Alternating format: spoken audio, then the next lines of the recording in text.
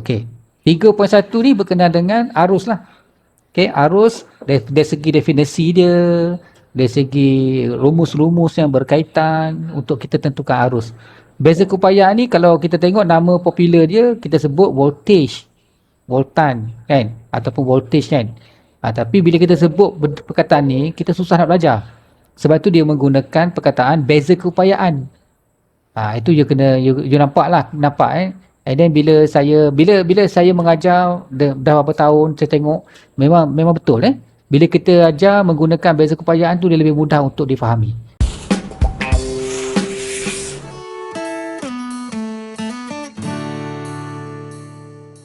Okay, so arus dan beza keupayaan ni saya cuma nak jelaskan sikit saja apakah yang dimasukkan dengan arus dan beza keupayaan saja. Okey, dan kita tahulah kita tahu bila ada sesuatu kejadian dalam dunia ni, dia panggil medan elektrik, ataupun kita ada juga yang dikaitkan dengan cas. Ada cas ataupun elektrostatik. Mana cas yang tidak bergerak. Okey, cas yang tidak bergerak. Itu kita panggil elektrostatik. Maksud statik tu maksud dia pegun. Dia pegun, dia tidak bergerak, statik. Jadi kalau elektrostatik maksudnya elektron ni masuk cas. Ada cas. Jadi cas yang tidak bergerak, cas yang pegun. Okey, contoh dia ada pada belon ni, nampak ni. Belon ni ada cas. Dia ada medan elektrik. Okey, bila dia ada charge, dekat sini ada charge katakan, ada charge positif katakan. Charge negatif atau positif lah. Dia tidak bergerak ke mana-mana, maka dia dikatakan sebagai elektrostatik. Lepas tu dia ada medan elektrik. Begitu juga dengan sikat ni. Sikat ni ada cas, katakan cas negatif. Contoh cas negatif. Lepas tu dia ada, tengok dia akan menarik aliran air, nampak. Aliran air ni, sepatutnya aliran air ni dia terus je, tetapi sebab ada tarikan gitu. Okey, dia ada sebab apa? Sebab ada medan elektrik. Sama juga dengan elektrostatik ni boleh datang macam-macam sebab lah. Okey, sama ada kita gosok dengan kain tertentu, ataupun dia cuma bergeser dengan angin saja. Dengan udara. Contoh dia macam awan. Awan, bila digosok ataupun bergeser dengan angin, maka dia akan bercas. Bila sampai satu tahap, dia punya cas tu sudah, ni awan, cas tu sudah terlalu tinggi katakanlah cas negatif. Cas negatif kat sini. Dia dah sampai ke satu tahap yang tinggi cas tu. Ketumpatan dia sangat banyak.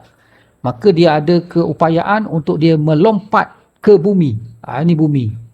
Dia nak lompat ke bumi, dia menghasilkan apa? Menghasilkan kilat. Zoom, kena kat bumi.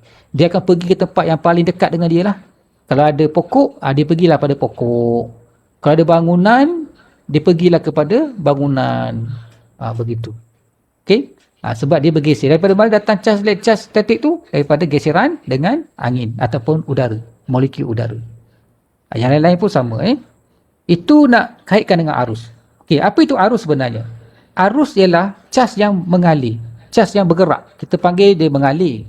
Tapi cara tepatnya dia panggil mengalir tu flow. Mengalir tu dalam bahasa Inggeris flow. Okey, cas ni dia bukan flow sebenarnya. Dia cas ni kita panggil dia drift. Drift. Drift ni apa tahu? Drift hanyut. Okey, dia cas ni sebenarnya dia hanyut gitu. Dia bukannya mengalir. Itu beza sikit lah. Tapi kalau kita guna flow ataupun mengalir, diterima lah. Sama lebih kurang lah. Tapi yang lebih tepat dia adalah drift. Okey, ini eksperimen nak menunjukkan adanya pengaliran cas tu. Adanya adanya medan yang terhasil. Dia guna minyak zaitun dengan serbuk suji. Minyak zaitun kemudian ditaburkan dengan serbuk suji tu. Kemudian kita akan nampak bentuk yang tertentu pada permukaan minyak zaitun tu. Bentuk yang dibentuk oleh serbuk suji. Kenapa serbuk suji ni? Serbuk suji ni ringan lah, dia terapung. Dia terapung, lepas tu dia ringan, lepas tu dia membentuk seperti mana yang kita bayangkan. Sebab kita tak nampak. Medan elektrik kita tak nampak. Tapi bila kita guna satu benda yang lain ni, satu benda yang maujud, benda yang nampak secara fizikal, so kita boleh bayangkan, oh begitu bentuk medan. Okey, so kita boleh nampak. Boleh imbas kat sini ada demonstrasi bagaimana medan elektrik tu boleh nampak. Okey. Macam ni. Baik. So ini nak menggambarkan kewujudan charge tu lah. Kalau positif dengan positif macam mana? Kalau positif dengan negatif yang bentuk plate ataupun plug. Kalau plug dengan plug bagaimana? So ini pun you all dah tahulah sepatutnya kan.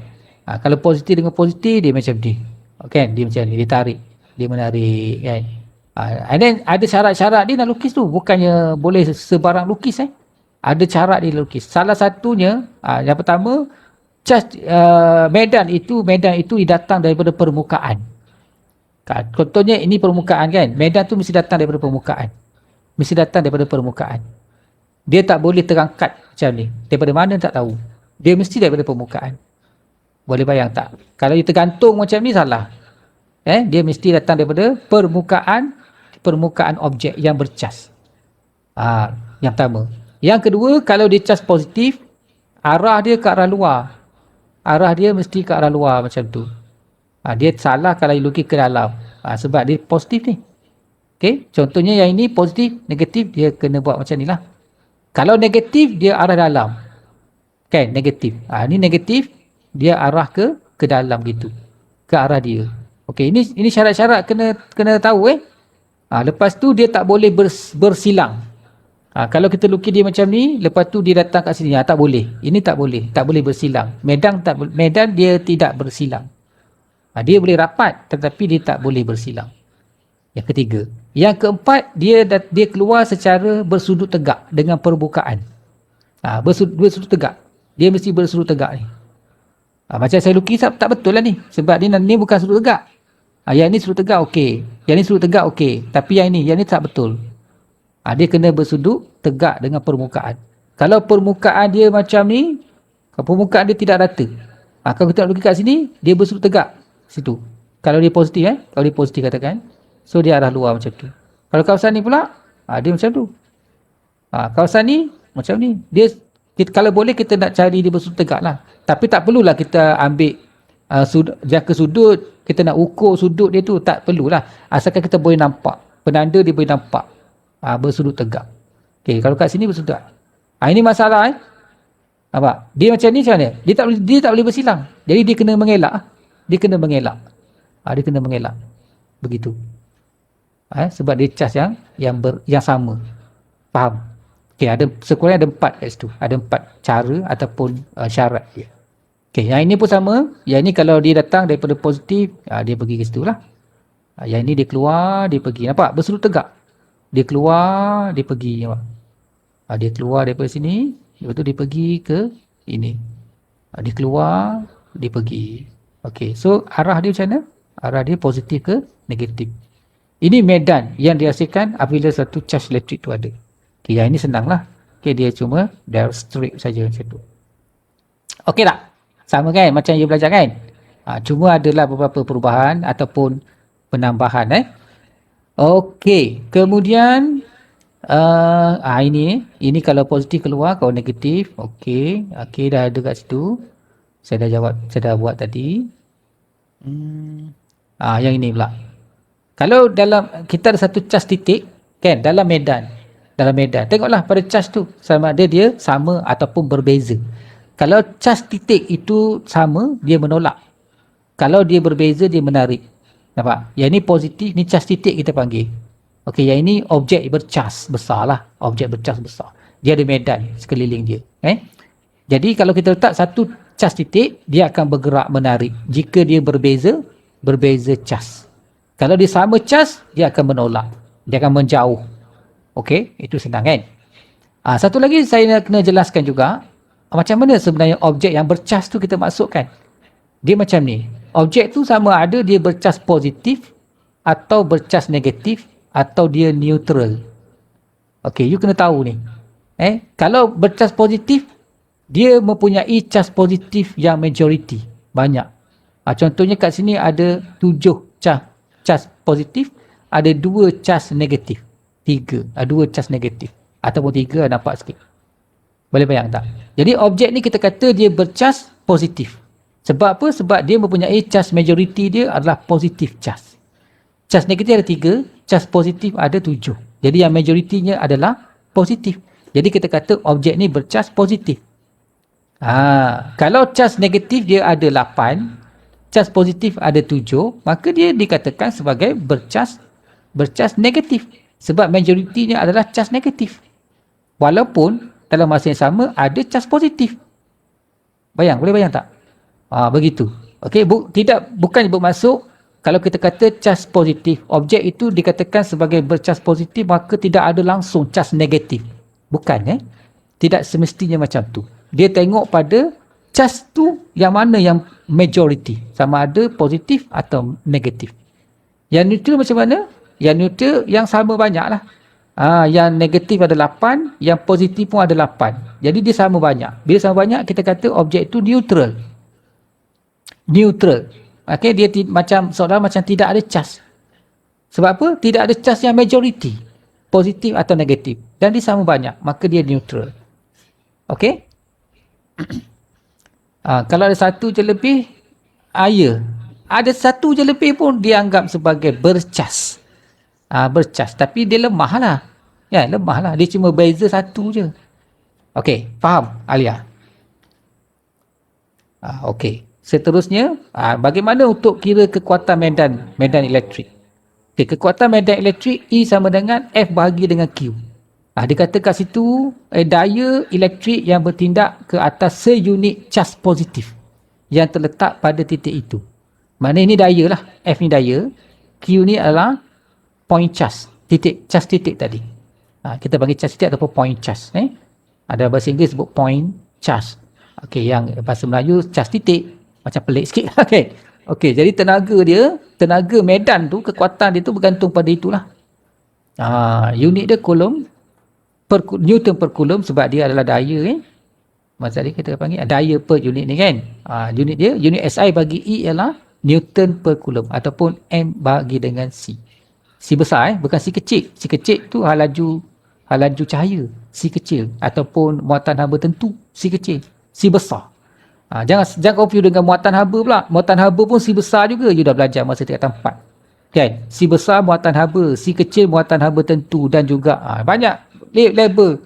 Simbol dia sama. Itu masalah kan? Baik. Jadi E sama dengan F bagi Q. Okey, daya elektrik bahagi dengan kuantiti cas yang ada. Dan kita boleh ubah suai lah. Sama ada kita nak kira daya elektrik. Katakan nak kira daya elektrik sama dengan E darab dengan Q. Okey? Itu dia bagi direct sajalah. Itu tak ada apa. Okey, cas. Di sekat sini kalau tengok SI dia adalah coulomb. Unit SI dia coulomb untuk cas. Unit bagi cas. Berapa coulomb cas tu ada. Kita boleh kira. Q lah sini kita boleh Q sama dengan F kita bahagi dengan E. Tapi ini nak beritahu ni jarang lah diguna. Ini formula ni jarang diguna. Tak berapa popular. Tak berapa popular. Okey, tapi kena tahu. Dia beri. At least kita dah tahu lalu sekali tu okey lah. Jangan sampai kita tahu tapi kita tak boleh nak guna. Itu masalah. Okey, medan elektrik yang ditunjukkan dalam dua plat selari yang bertentangan cas adalah seragam. Nampak? Medan elektrik seragam diwakili oleh satu garis-garis medan elektrik. Jadi garis medan elektrik. Sama ada you nak lukis dia secara solid. Macam ni garis biru ni solid kan. Ataupun you nak buat garis putus-putus. Boleh je. Boleh je. Sama ada putus. Dia dua-dua tu boleh diterima. Tapi kalau tanya saya lagi suka guna garis putus-putus sebenarnya. Kalau ditanya saya lah. Saya suka guna garis putus-putus. Tapi susah sikit lah nak lukis je. Kalau guna pembaris, buat je garis putus-putus macam ni. Sama ada you guna macam ni ataupun solid garis tu tak ada masalah. Boleh tapi sebab apa saya guna putus-putus, ada rational dia. Sebab dia ni tak nampak garis yang kita imagine. Kita tak nampak garis tu. Sebab tu saya buat putus-putus. Saya lebih suka sebab saya belajar putus-putus. Kalau you belajar peringkat tinggi, putus-putus lah. Cuma kalau peringkat SPM ni dia tak nak bagi you confuse, dia guna garis solid. Faham lah Okey, begitu. Sebab dia garis ni tak nampak. So jarak D ni, ini jarak D. Okey. So kita boleh kira kekuatan medan dia. Berapa banyak kita bekalkan beza keupayaan, voltage, kita bahagi dengan D, bahagi dengan jarak, so kita boleh kira. So ada dua persamaan lah. Satu tadi kita ambil kira F kan. So E sama dengan F bahagi dengan charge. Dan ini pula F sama dengan V bagi D. Nampak? Ini berbeza lah. Kalau kita tengok yang ini memang kita nampak. Kita setkan kita guna berapa. Yang ini kita tahu jarak dia berapa. Jadi kita boleh kira kekuatan. Yang ini F kita tak tahu. Q ni pun kita tak tahu. Nampak? Beza lah. Antara dua ni benda yang penggunaan dia tu keadaan yang berbeza. Okey? Unit pun beza lah kalau you tengok. Unit dia. Nampak? Yang ni jadi volt per meter lah. Okey. Ini peringkat awal ni dia macam pengenalan ni dia macam boring sikit. Dia nak seronok penggunaan. Okey, setakat ni ada soalan nak tanya?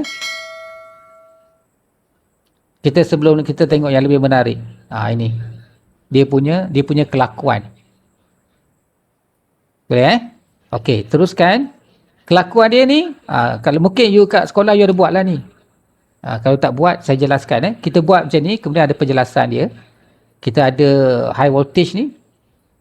Voltage lampau tinggi VLT ni. Kita guna bola keranjang, bola bersalut. Bola bersalut keranjang aluminium. Kita ambil aluminium, kita balut je bola tu. Bola pimpong. Tak boleh bola berat kena bola yang ringan. Bola pimpong okey lah. Balut dengan aluminium. Ataupun ada yang canggih lagi, dia cat dengan cat logam. Dalam cat tu ada logam. Okay, so dia cat balut ni supaya apa? Supaya bola pimpong ni dia bersifat konduktor. Okey. So ada plat logam. Plat logam ni dia sambung terminal positif satu, sambung dengan terminal negatif satu dengan bekalan kuasa VLT. Voltan lampau tinggi, high voltage. Okey, jangan main-main lah ni. Yang ni saya secara jujurnya saya tak berani bagi pelajar saya buat. Saya akan buat demo saja. Saya buat dekat meja cikgu tu, saya buat demo, panggil pelajar semua. Okey lah, sebab pelajar saya tak ramai. Ada 14 orang je. Okay, semua datang, tunggu tengok. So saya tak berani sebab apa? Sebab dia menggunakan voltan tinggi. Lepas tu saya pun ambil, saya dah on semua macam ni, saya ambil pembaris panjang, saya akan tolak. Saya tak berani tolak dengan tangan. Okay. Saya tolak dengan pembaris panjang. Lepas tu dia akan rasa pergerakan dia toing. Dia antara dua ni kan. Saya harap you apa ada buat lah ni. Okey, kalau kita gantikan bola pimpong ni dengan nyala lilin yang menyala ni, kita akan nampak nyalaan ini akan terbelah dua. Saya harap you nampak jelas benda tu. Saya buat memang nampak lah ada nyalaan yang berbeza. Satu besar, satu kecil. Begitu. Terbalik. Sepatutnya yang besar tu dia sebelah sini. Kalau alamat dah jadi lain pula. Okeylah. Ada penjelasan lepas tu kan. Ni dia penjelasan dia. You baca pun you boleh faham kot. Okey, ni keadaan dia peringkat awal dia neutral. Maknanya sama banyak. Ada empat digambarkan bukan empat betul kita tak tahu berapa bilangan dia, kita kena kira.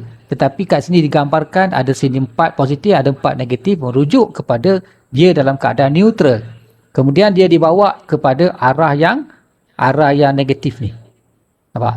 Bila dibawa arah yang negatif, apa jadi? Yang negatif daripada plat tadi akan lompat pada bola pimpong. Jadi bola pimpong tu akan mempunyai bilangan negatif yang lebih banyak berbanding dengan positif. Jadi kita katakan dia bercas negatif.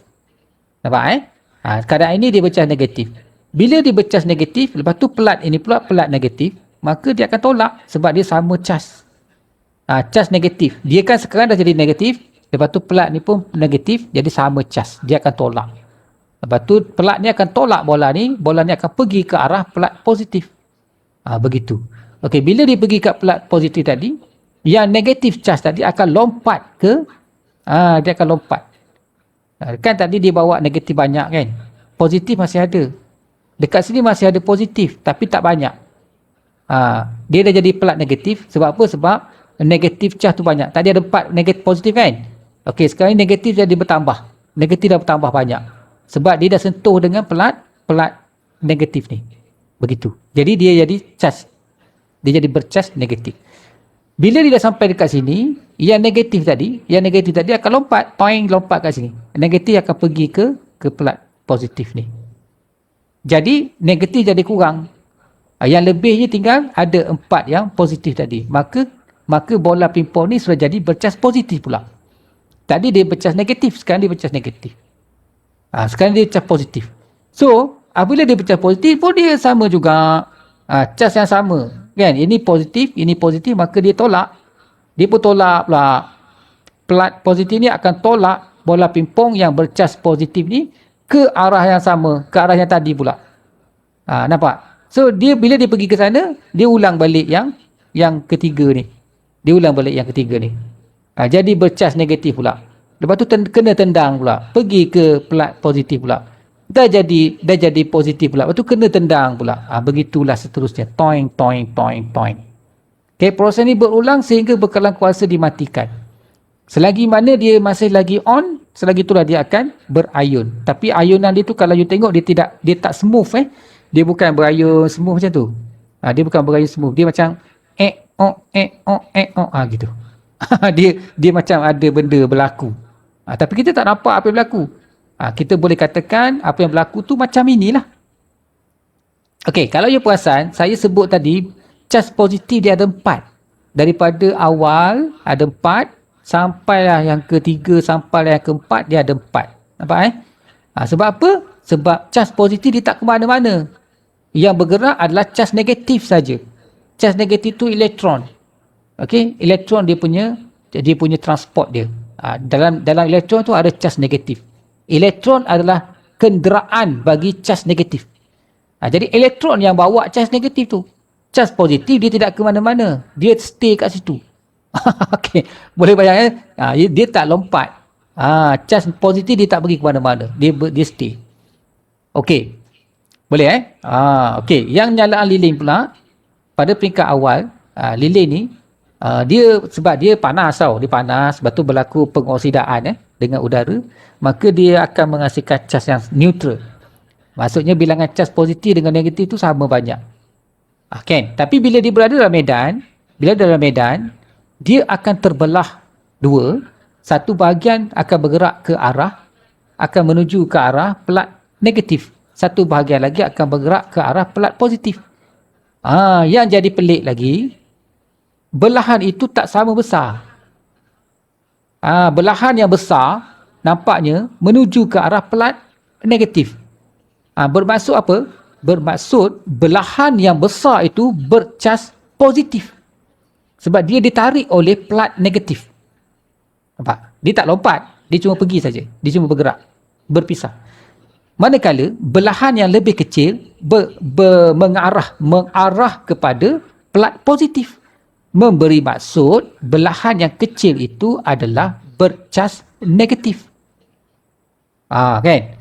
Ada orang tanya pula, kenapa dia besar kecil? Kenapa yang positif itu besar? Kenapa yang negatif kecil? Ini jawapan dia lah. Ion positif mempunyai jisim dan saiz yang lebih besar berbanding dengan ion negatif. Oleh itu, sebaran yang tertarik ke plat negatif, logam bercas negatif adalah lebih besar berbanding dengan sebaran pecahan yang tertarik ke plat bercas positif. Jadi yang ini lebih besar sebab saiz cas positif itu mempunyai jisim dan saiz yang lebih besar. Cas positif. Okey kan? Senang kan? Okey. Baru nak masuk arus. Alamak. Okey kan? Okey, tadi kita cerita pasal medan dan ciri-ciri dia kan? Okey, lepas tu barulah nak masuk arus. Kan kita tajuk kita arus dengan beza keupayaan. Okey, arus ini dia.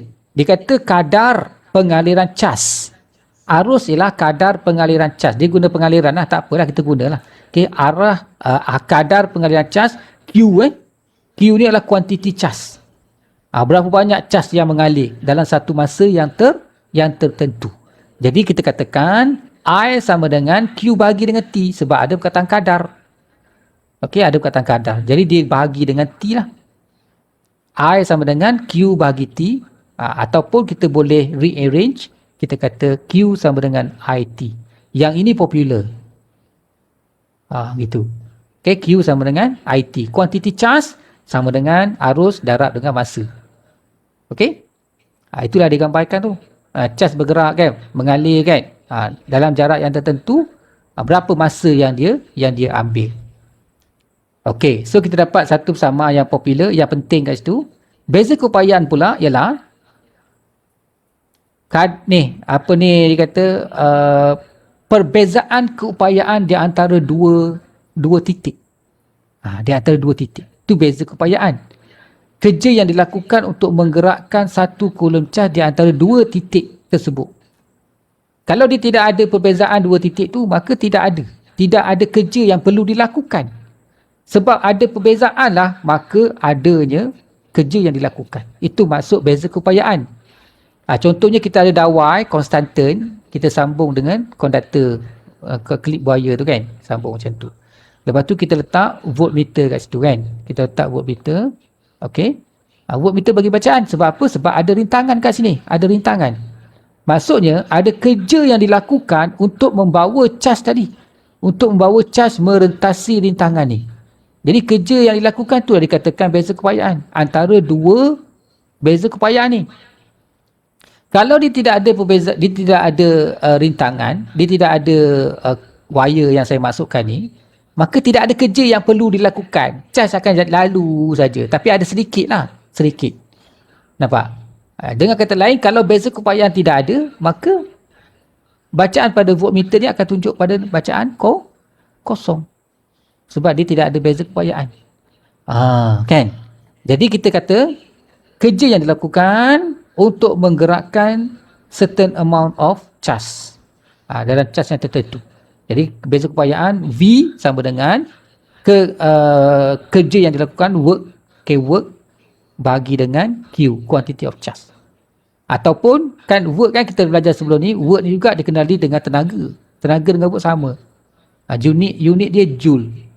Tenaga unit dia joule. Okay, kerja, yang ini kerja dilakukan ataupun kita kata tenaga yang diperlukan. Beza kan? Dia sama je maksud itu.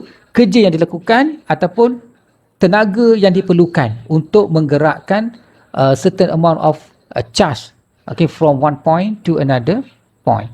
Daripada satu titik ke satu titik lain. Sama je. Sama ada kita sebut dalam bentuk tenaga ataupun kerja. Okey? Boleh kerja yang dilakukan ataupun tenaga yang digunakan. Okay, so kita dapat satu lagi formula yang penting. Dua ni. Okay, V sama dengan E bagi dengan Q. Ataupun kita ubah Q sama dengan E bagi dengan V. Okay, simple je. Dia punya formula dia simple saja. Cuma mungkin kita tak ingat je lah. Okay, so V sama dengan E bagi dengan Q. Ataupun V sama dengan W bagi dengan Q. Dan I sama dengan Q bagi dengan T. Okay, so kita konsep dia. Kita ingat konsep dia. Kerja yang dilakukan untuk menggerakkan satu kolom cas ataupun I tadi, kan, kadar cas itu bergerak, mengalir. Okay, settle untuk yang ini. Untuk praktik formatif 3.1 ataupun yang lain-lain, saya dah share dekat grup Mudahnya Fizik. Ada jawapan dia, skema jawapan, you boleh check kat situ. Jawapan untuk 3 daripada buku teks tu lah, daripada tajuk 1 sampai tajuk habis. Okay, you boleh check kat situ. Okay, setakat ni ada soalan nak tanya? Senang je kan? Ini ada kira-kira ringkas je lah. Lepas tu ini matematik pula, chemistry pun you guna ni. Satu kolom tu bersama dengan berapa elektron? Satu kolom charge sama dengan 6.25 dan 10 kuasa 18 elektron. Bilangan elektron. Okey, bilangan elektron. Dia tak boleh negatif lah. Kalau kita dapat negatif tu pelik. Kadang-kadang kita tersalah letak yang negatif tu. Ataupun kita letak bawah dengan atas tu berbeza. Jadi kita akan dapat bilangan elektron tiba-tiba negatif. Mana ada bilangan elektron dia tak boleh negatif. Okey. Kalau charge boleh negatif. Ini charge. Elektron mempunyai charge sebanyak 1.6 darab 10 kuasa negatif 19 kolom. Tapi kalau bilangan dia berapa banyak elektron, dia mesti positif. Ini ramai pelajar dia kira-kira dapat negatif. Dia kata pun tanya, cikgu kenapa negatif? Betul ke? Cikgu betul tak soalan ni? Jawapan ni, saya tengok salah. Dia kata, you check balik. Dia pun pelik. Kenapa cikgu tahu begitu cepat? Salah. Cikgu tak kira pun. Saya kata, saya tengok tanda negatif tu pun saya dah tahu dah. Mana mungkin bilangan boleh jadi negatif. Okey tak? Okey.